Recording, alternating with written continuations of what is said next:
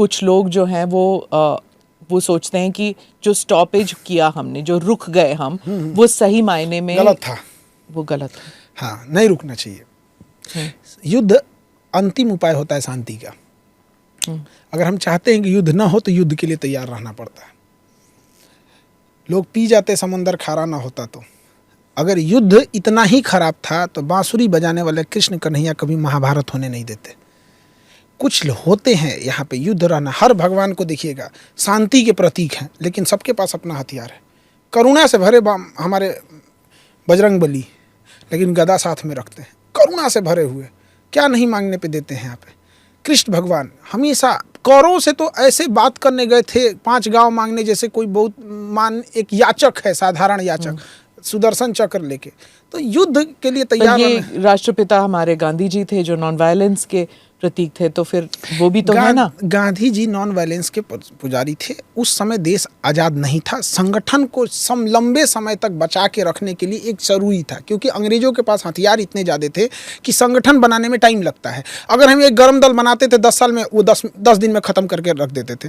जब लाशें गिरती थी तो लोगों का मोटिवेशन गिर जाता था। तो गांधी ने उस समय एक रास्ता निकाला कि अंग्रेजों के खिलाफ लड़ना भी है, संगठन भी मजबूत बना के रखना है, और साथ ही साथ क्या करना है, मोटिवेशन भी बना के रखना है। तो गांधी जी संगठित करते थे। इसी कांग्रेस से तो सुभाष चंद्र बोस निकले थे, सुब्रह में तो नरम दल वाले थे, गरम दल थे। ये तो गांधी की दूरदर्शिता थी कि हमारा आंदोलन जिंदा रहेगा लंबे समय तक के लिए। वरना भगत सिंह की कौन इज्जत नहीं करता है, क्या सुभाष चंद्र की इज्जत कौन नहीं करता है, चंद्रशेखर आजाद जी की इज्जत कौन नहीं करता है। लेकिन गरम दल को दबाना आसान होता है, और एक कोई इंसान जाता है तो कई लोग उससे प्रेरित होकर और आते हैं, और उससे कई गुना ज़्यादा लोग थोड़ा सा कतराने लगते हैं।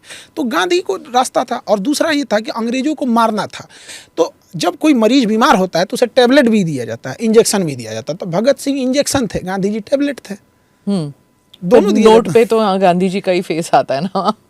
लंबा समय इसमें किसी को लगता है कि गांधी का नहीं होना चाहिए, किसी को लगता है गांधी का होना चाहिए, लेकिन एक आंदोलन को 40 साल तक खींचने वाला इंसान था। हाँ। एक इतना लंबा कार्यकाल किसका था? हाँ। लंबे समय तक खींचा था उस इंसान ने। देश जब आज़ाद हो रहा था तो नवाखली के दंगों को शांत कर रहे थे। सबने अपने अपने हिसाब से कुछ ना कुछ पद जरूर लिया।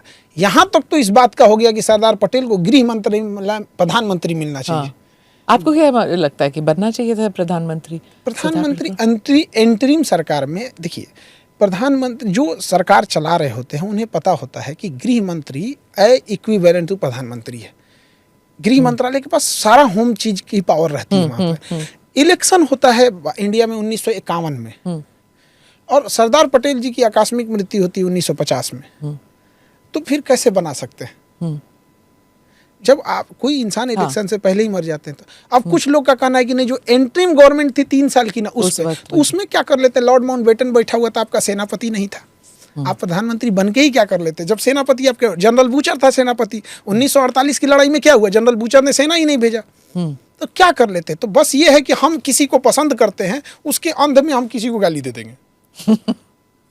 ये नहीं था। हमें सरदार पटेल और जवाहरलाल नेहरू में, हम अभी भी कहते हैं कि जितना योग्यता और दूरदर्शिता सरदार पटेल में थी, बहुत अतुलनीय थी। लेकिन इसका मतलब ये नहीं कि हम उनके वजह से हम किसी को नीचा दिखाने लगे। जब हम बच्चे थे ना, तो गांधी जी के बारे में या फिर नेहरू जी के बारे में कोई दूसरे विचार नहीं हो सकते। एक ही था कि देवर आर हीरोज। लेकिन आजकल बच्चे जो हैं वो बहस करते हैं कि, और वो पढ़ते हैं, सुनते हैं कि इनके भी नेगेटिव व्यूज़ थे जो इन्होंने किया या नेहरू जी ने किया। चाइना के प्रति जो नरम व्यवहार था नेहरू का, वो गलत था। तो अब जो है डिबेट वगैरह होता है, तो बच्चे आजकल के जनरेशन जो 4 बजे अपना 1.5 GB डाटा खत्म कर देते हैं। ये जनरेशन की बात करते हैं।